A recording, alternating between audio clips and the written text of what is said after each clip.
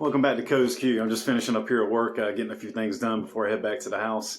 Going to pick up some baby back ribs and going to try a little bit different method I haven't done, but probably once before, using the kettle with the slow and sear, and going to put together probably some of the best ribs I've ever made if I do it properly. And love for you to join me. So come on.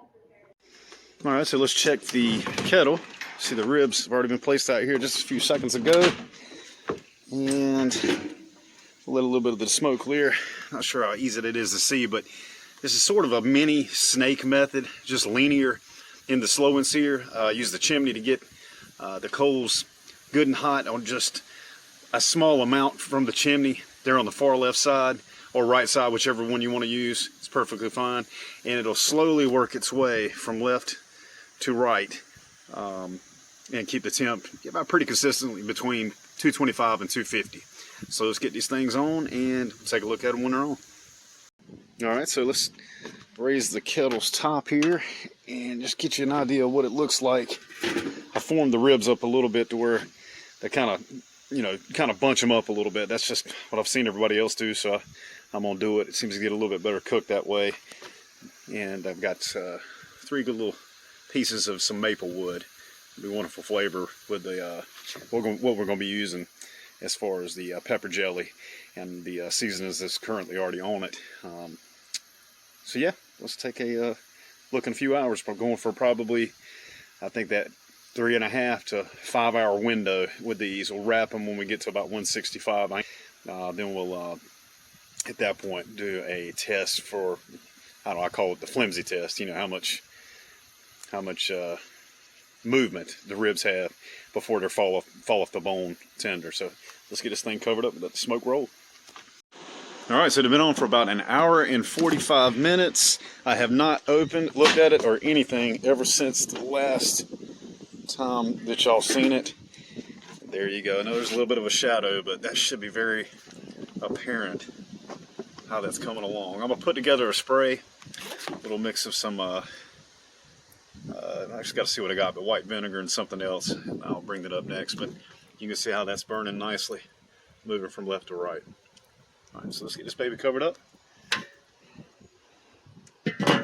And we'll see what it looks like next. All right, it's time to wrap. I got the butter strategically placed in the middle of the heavy-duty aluminum foil. Going to flip the ribs on top of the butter. Put a little extra seasoning in there just to add a little bit more to it. And that right there ended up being red wine vinaigrette mixed with cranberry juice.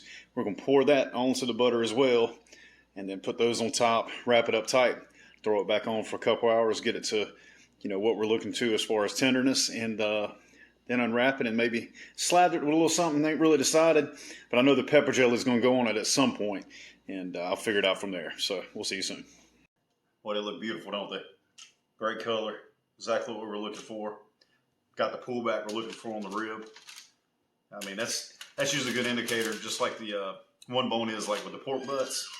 This is the indicator with the ribs that you're looking for, especially as you get further down to the thicker portion of the baby back. And that's what these are. These are baby back ribs.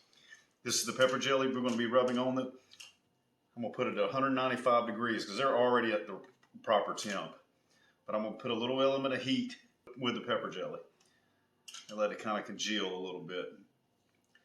And don't use too much of this. This, you know, like most of my cooks in the videos, you got to be cognizant of who's eating, because some of them might not like this much heat.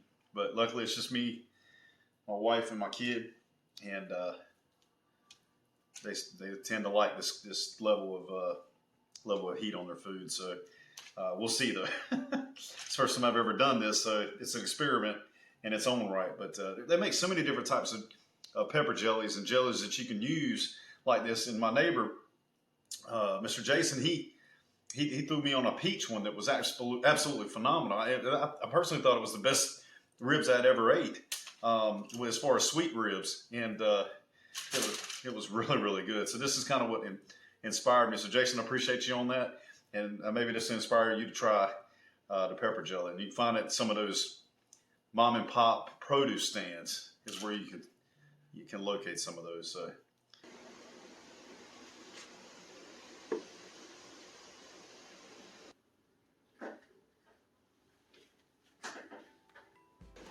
Now that's a rib.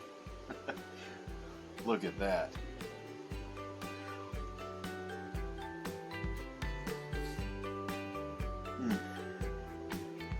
Gotta try this. Well worth it.